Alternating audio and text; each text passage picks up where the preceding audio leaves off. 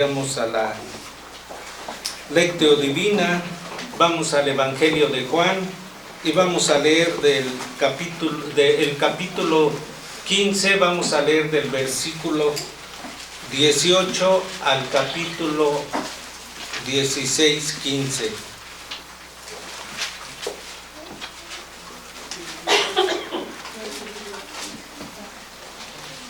Del 15, 18 al 16, 15. Lo leemos como es habitual. Si el mundo os aborrece, sabed que a mí me ha aborrecido antes que a vosotros. Si fuerais del mundo, el mundo amaría lo suyo, pero porque no soy del mundo, antes yo seguí del mundo, por eso el mundo os aborrece. Acordaos de la palabra que yo os he dicho. El siervo no es mayor que su señor. Si a mí me han perseguido, también a vosotros os perseguirán. Si han guardado mi palabra, también guardarán la vuestra. Mas todo esto os harán por causa de mi nombre, porque no conocen al que me ha enviado. Si yo no hubiera venido, ni les hubiera hablado, no tendrían pecado, pero ahora no tienen excusa por su pecado. El que me aborrece a mí, también a mi Padre aborrece. Si yo no hubiese hecho entre vosotros obras que ningún otro ha hecho, no tendrían pecado, pero ahora han visto y han aborrecido a mí y a mi Padre. Pero esto es para que se cumpla la palabra que está escrita en su ley, sin causa me aborrecieron. Pero cuando venga el Consolador, a quien yo os enviaré del Padre, el Espíritu de verdad, el cual procede del Padre, Él dará testimonio acerca de mí. Y vosotros daréis testimonio también, porque habéis estado conmigo desde el principio. Estas cosas os he hablado para que no tengáis tropiezo. Os expulsarán de las sinagogas, y aún viene la hora cuando cualquiera que os mate pensará que rinde servicio a Dios. Y harán esto porque no conocen al Padre ni a mí. Mas os he dicho estas cosas para que cuando llegue la hora os acordéis de que ya os lo había dicho. Esto no os lo dije al principio, Porque yo estaba con vosotros. Pero ahora voy al que me envió, y ninguno de vosotros me pregunta, ¿a dónde vas? Antes, porque os he dicho estas cosas, tristeza ha llenado vuestro corazón. Pero yo os digo la verdad, os conviene que yo me vaya, porque si no me fuera, el Consolador no vendría a vosotros, mas si me fuere, os lo enviaré. Y cuando Él venga, convencerá al mundo de pecado, de justicia y de juicio. De pecado, por cuanto no creen en mí, De justicia, por cuanto voy al Padre y no me veréis más. y de juicio, por cuanto el príncipe de este mundo ha sido ya juzgado. Aún tengo muchas cosas que deciros, pero ahora no las podéis sobrellevar.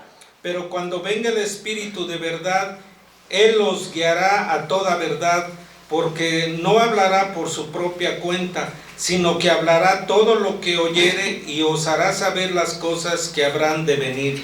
El que me glorificará, porque tomará de lo mío y os hará saber. Todo lo que tiene el Padre es mío, por eso os dije que tomará de lo mío y os lo hará saber. Amén. Vamos a responder entonando el himno o la alabanza 316, firmes y adelante, huestes de la fe.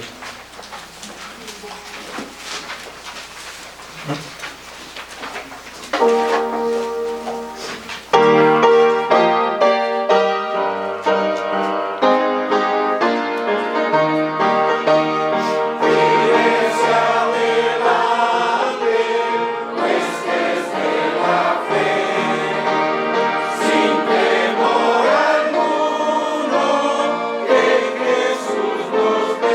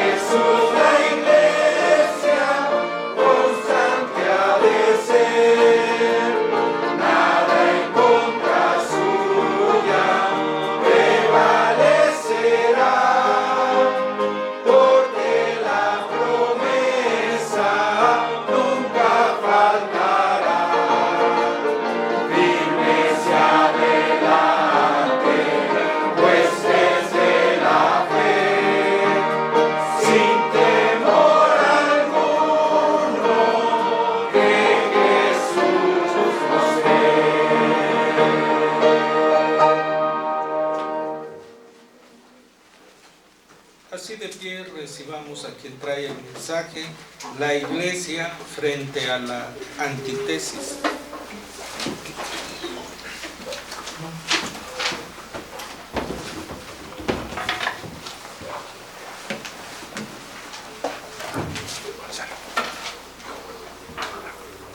Tomen su lugar, por favor, hermanos.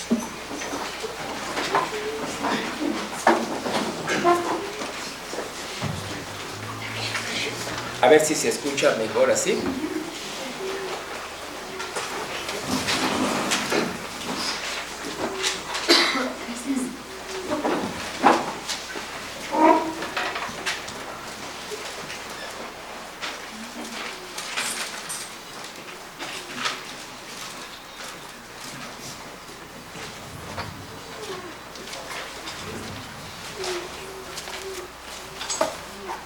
Estoy sumamente agradecido con nuestro Dios por su fidelidad, porque hoy, como cada domingo, no nos dejará sin sus pastos frescos, pasto fresco para su pueblo. Porque aunque nuestro pastor no está, tuvimos la precaución de que la palabra de nuestro Dios se recibiera. Yo sé que no es fácil estar en un púlpito predicando la palabra de Dios, y sobre todo que es una gran responsabilidad orientar al pueblo y republicar la palabra. Sabiendo de esto, me puse muy bien de acuerdo con nuestro pastor y agradecemos a Dios que nos permitió buscar un medio, un método para que ustedes no se pierdan de sus predicaciones. Así que no vamos a predicar por esta ocasión un sermón especial, sino que vamos a continuar con la serie de predicaciones que nuestro pastor ha venido predicando, que es la serie del reino. Es un sermón más de esta serie que nuestro pastor ha preparado para su pueblo. Y hoy es un sermón que quizás algunos se van a perder porque a lo mejor a algunos no les gusta que predique otro más que el pastor, pero muchas gracias, hermano. Pero en esa ocasión tengo la certeza y estoy muy contento con nuestro Dios porque nos ha permitido preparar un tema que es muy importante y muy interesante: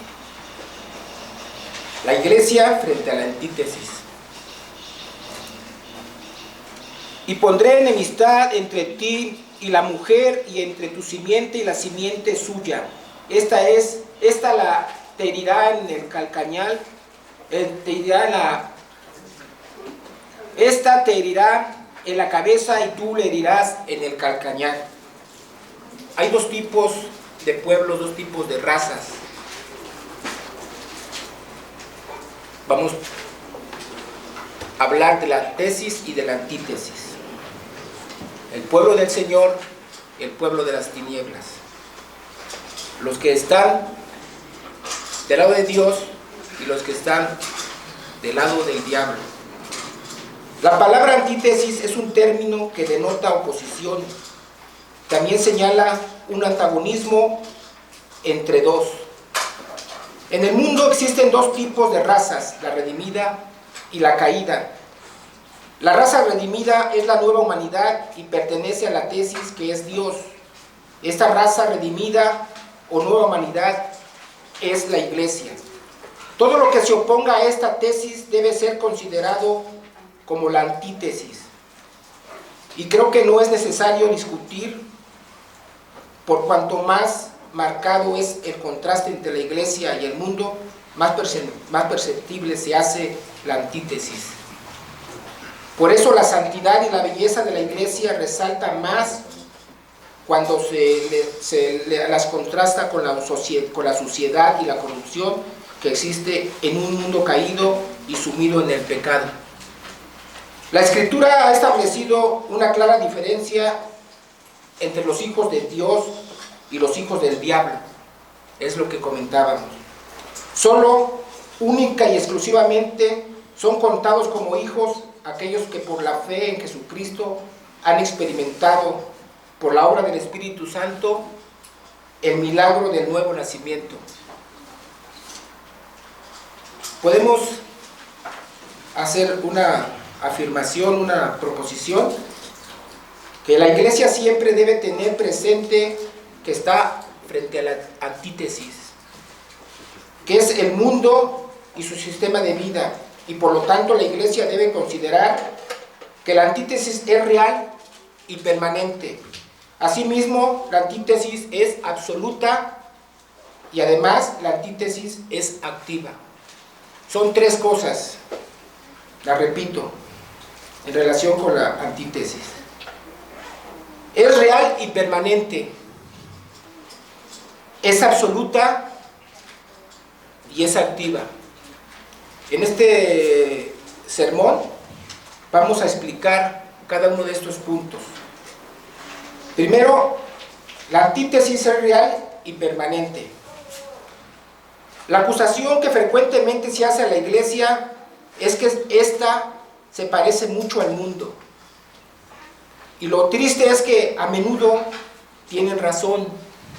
Siempre hay vestigios de costumbres mundanas dentro de la iglesia y en algunos casos sobresale más el estilo mundano en la iglesia que aún su propia santidad. Si tal cosa sucede, la iglesia debe ser reprendida por el pecado de conformarse al mundo y debe siempre recordársele que la iglesia pertenece a la tesis divina, mientras que el mundo pertenece a la antítesis, esto es, a la mentira que es diablo. La antítesis es un hecho verdadero. Desde que la iglesia ha existido, la antítesis ha sido una realidad permanente, y mientras la iglesia exista en este mundo perverso, la antítesis seguirá siendo una realidad. Dios mismo estableció esta antítesis: y pondré enemistad entre ti y la mujer, y entre la simiente y la simiente suya. Citábamos ya Génesis 3:15.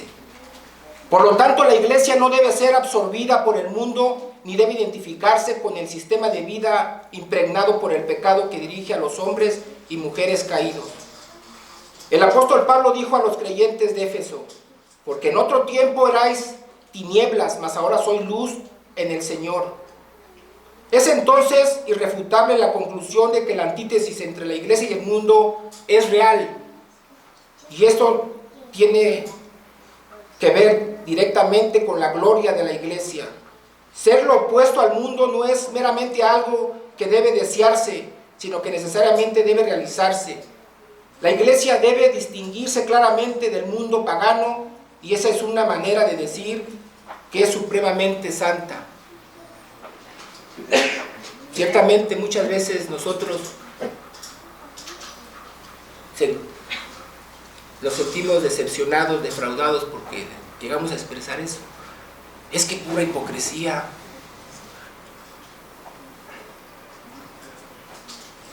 Pero,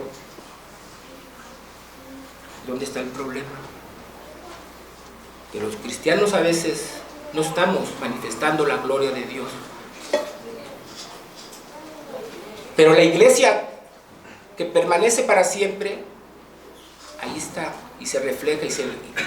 Quizás un grupo no lo esté reflejando, no esté cumpliendo con ese llamado, pero la iglesia es triunfante, y la iglesia está dando testimonio, porque la iglesia permanecerá para siempre, porque el Señor la sostiene.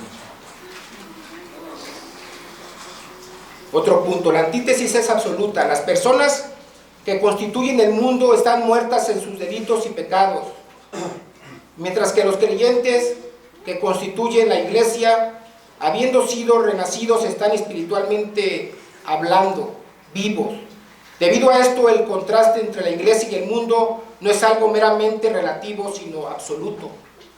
Los hombres o están muertos o están vivos. No se puede ser las dos cosas a la vez. La vida y la muerte se excluyen mutuamente. Si hay diferencia entre los hijos de la tesis y los hijos de la antítesis, no es un tanto cualitativamente, sino en que los primeros son hijos del pacto, hijos de la promesa. En cambio, los no regenerados están hundidos y contaminados en su pecado, y todo cuanto hagan siempre llevará el sello del pecado. Esto, por supuesto, no es afirmar que el cristiano no tenga pecado. ¿O podríamos afirmar que el cristiano no tiene pecado? Eso, por supuesto, no es afirmar que el cristiano no tenga pecado. Pues la Escritura dice: si decimos que no tenemos pecado, nos engañamos a nosotros mismos y la verdad no está en nosotros. Tampoco se quiere decir que el hombre no regenerado sea menos humano que los cristianos. Ambos son imagen de Dios, adornados con dones especiales otorgados por Dios.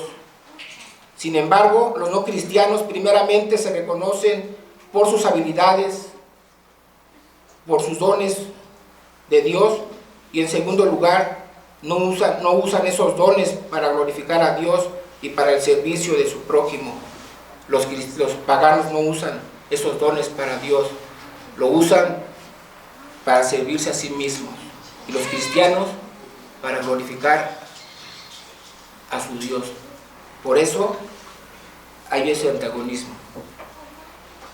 Estas similitudes han hecho que no pocos creyentes confundan los dones de la gracia común y por tanto no vean la diferencia entre los redimidos y los no redimidos, y mucho menos serán conscientes de la antítesis entre la iglesia del Señor y los hijos del mundo.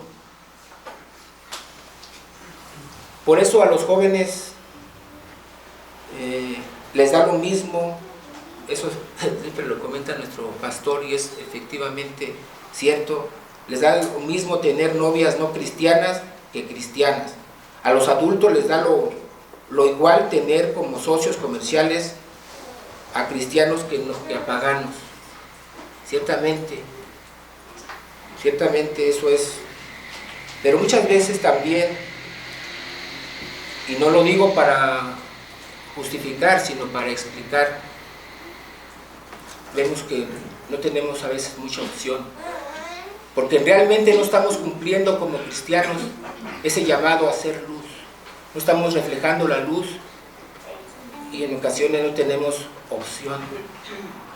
Pero eso no quiere decir que sea correcto que tomamos decisiones equivocadas, pero a veces tenemos que hacer excepciones a la regla. Pero el Señor, que todo lo ve, eso también no lo ve correcto. Cierto es que la completa separación de los creyentes y no creyentes no tendrá lugar sino hasta la consumación de la historia, pero el hecho sigue en pie, que la antítesis es absoluta, no es solamente cuestión de criterios, sino del punto de partida, de la dirección y de los propósitos.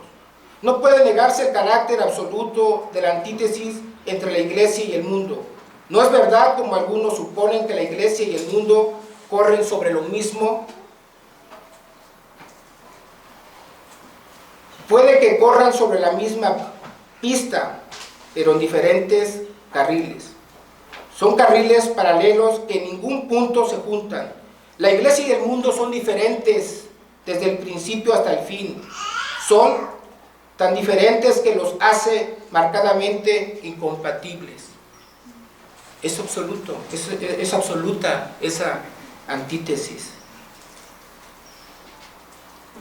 Otro punto, la antítesis es activa. Una antítesis puede ser absoluta y sin embargo ser inactiva. Por ejemplo, lo blanco y lo negro son opuestos. Esto es una antítesis, pero puede existir juntos uno al lado del otro y ser totalmente pasivos e inicuos el uno al otro. No es difícil decorar algún objeto con los colores blanco y negro. El efecto sería sorprendente por el contraste completo que hay entre el blanco y el negro. Ambos colores existen lado a lado en perfecta paz. Ninguno molesta al otro en lo más mínimo. Esta sería una antítesis pasiva. Son contrarios, pero no se excluyen. Pero supóngase que una casa se está quemando. La acción inmediata será echar agua al fuego. Aquí también hay una antítesis absoluta entre el agua y el fuego. Pero esta antítesis es una antítesis muy activa. El agua y el fuego existen en pugna. Al fuego, si no se le ataca, destruirá la casa, mientras que el agua luchará contra el fuego y neutralizará y aniquilará sus efectos destructivos sobre la casa. Es una lucha a muerte. El agua trata de abatir el fuego y el fuego tratará de convertir el agua en vapor para anular sus efectos. Así entonces la antítesis entre la iglesia y el mundo no es pasiva, sino decididamente activa. Que el mundo sea activamente opuesto a la iglesia es cosa vista con claridad a través de la historia. Tan pronto como Dios puso enemistad entre la simiente del diablo y la simiente de la mujer, la enemistad se enardeció. ¿Qué sucedió? ¿Ustedes recuerdan? Caín mató a Abel. ¿Y por qué? Porque las obras de su hermano eran buenas y las de él eran malas. Eso dice en primera de Juan, la primera epístola de Juan, en el capítulo 3, versículo 12. Con odio cruel, los egipcios paganos perseguían al pueblo de Dios. Cuando Israel ocupó Canaán, las naciones vecinas no dejaron nunca de hostigar al pueblo escogido de Dios. Pero el odio del mundo llegó a su culminación y a su expresión más violenta cuando crucificó al Hijo de Dios. La iglesia también debe oponerse activamente al mundo. Pero, ¿a qué nos referimos cuando decimos el mundo? Porque también a veces eso todavía nos causa confusión. Al mundo no se refiere al cosmos, la creación que es bella. Los árboles, el campo, el cantar de los pájaros, donde podemos deleitarnos. Muchas cosas bellas que Dios ha creado.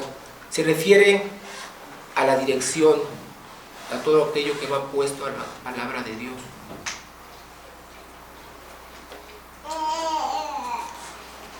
Claro está que el pueblo de Dios no odia a los hombres del mundo, como estos odian a los cristianos. Nosotros no odiamos, no estamos llamados a odiar a los no cristianos.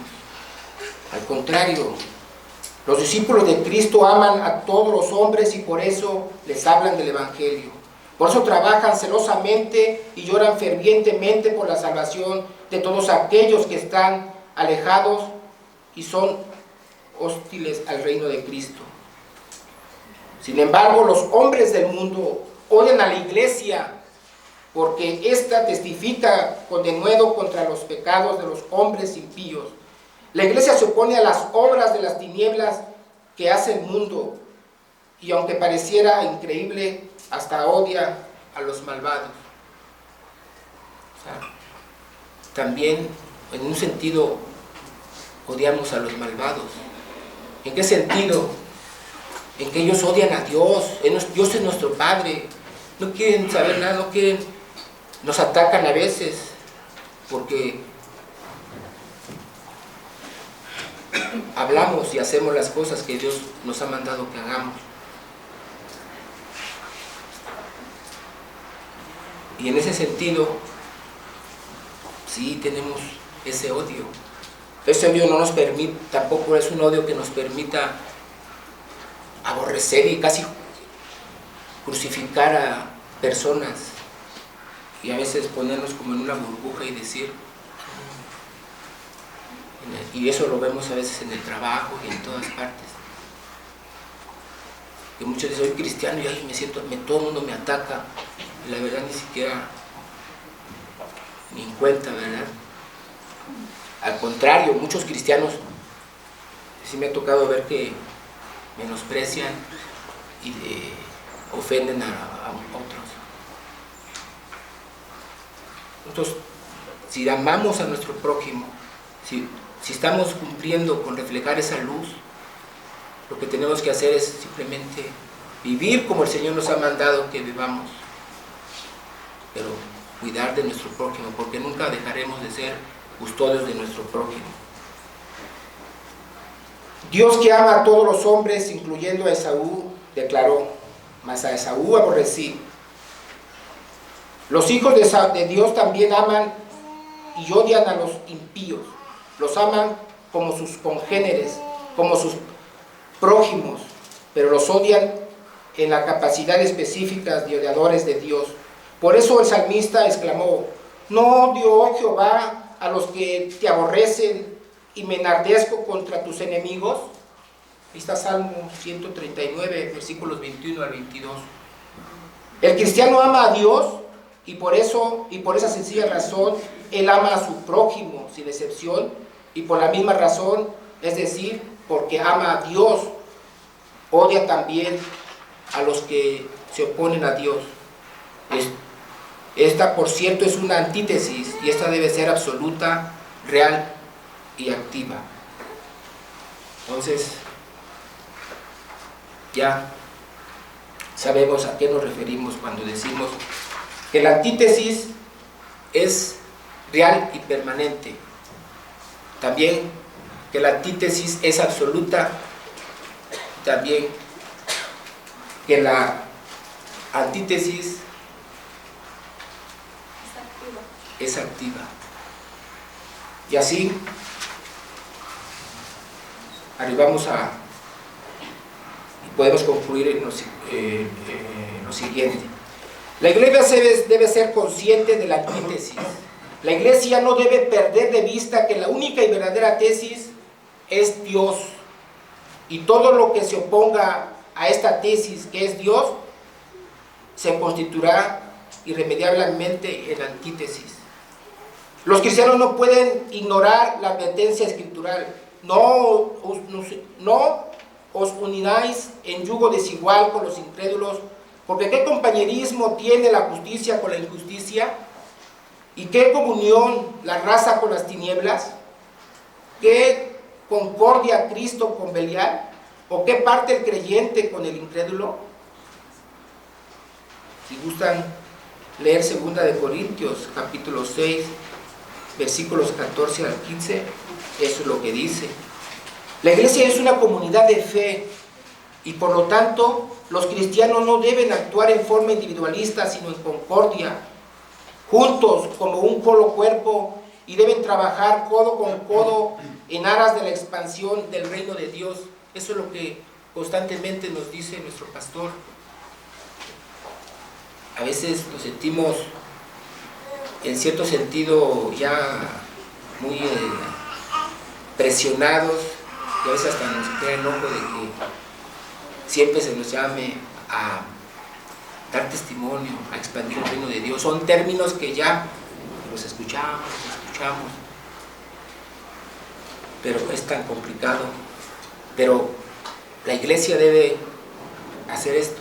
Pero también ustedes no deben sentir solos este peso, porque cuando hablamos de iglesia, y aquí un paréntesis para hacer esta aclaración, cuando decimos iglesia no nos estamos refiriendo solo aquí a la iglesia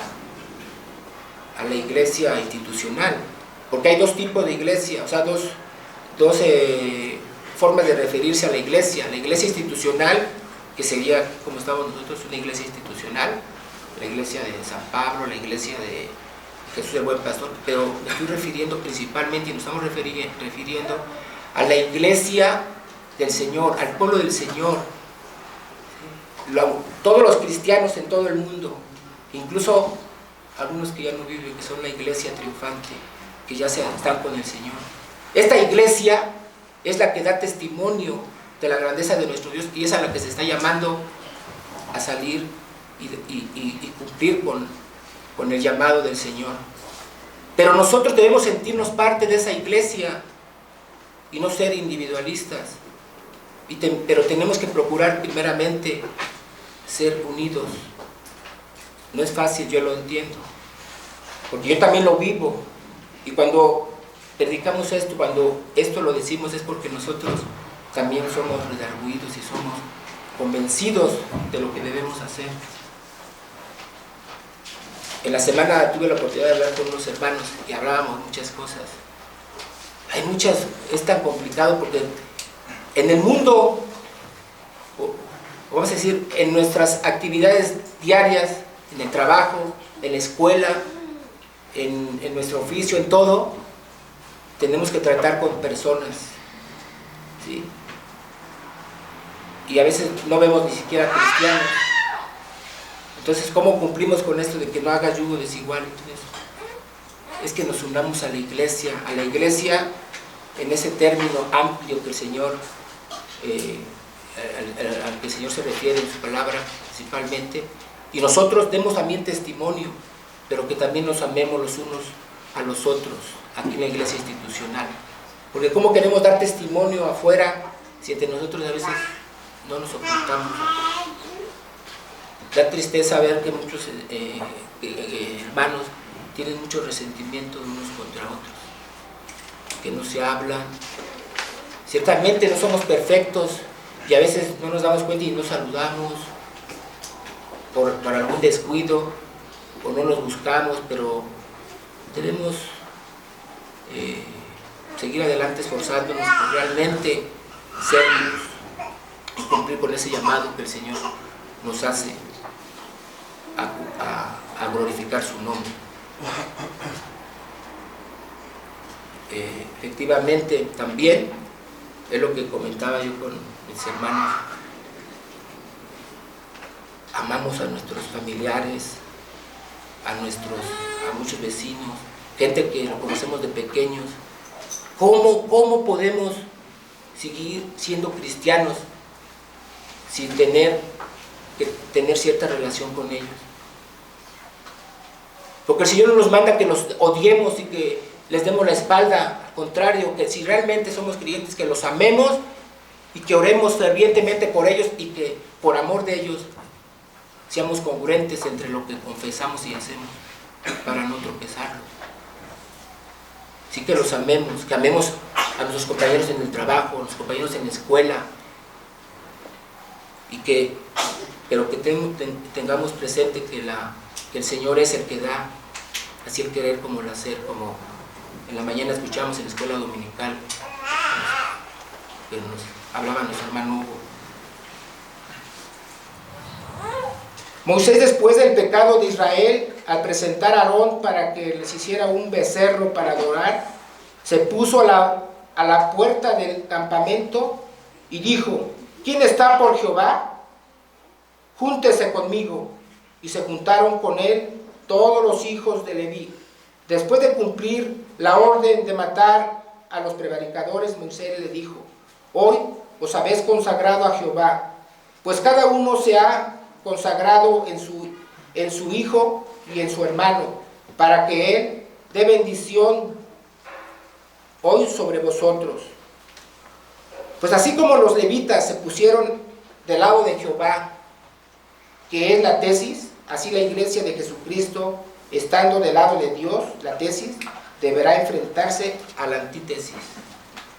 Porque no tenemos lucha contra sangre y contra carne, sino contra huestes, contra principados, contra potestades, contra los gobernadores de las tinieblas de este siglo, contra huestes espirituales de maldad en las regiones celestes. Nuestra lucha es principios contra principios, no con personas. Por eso no odiamos a nuestro compañero de trabajo en la escuela. Son principios. Nosotros no vamos a hacer lo que ellos hacen, pero sí vamos a hacer lo que el Señor nos ha mandado. Y el Señor que tenga misericordia como la tuvo de nosotros.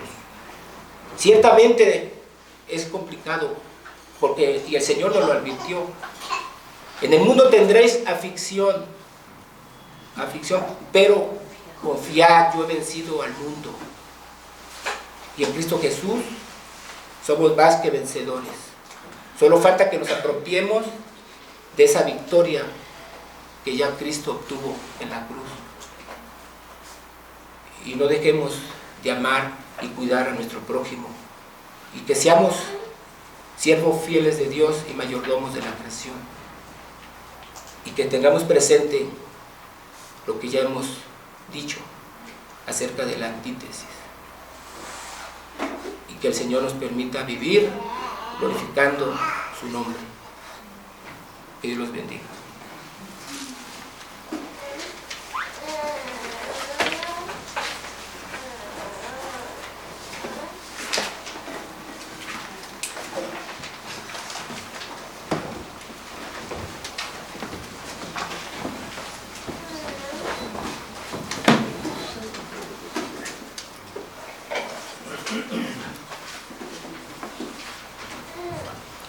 Gracias a Dios por su palabra, gracias hermano por compartirla. Vamos a dar respuesta a este mensaje entonando las huestes del rey, las huestes del rey. Es la alabanza 192.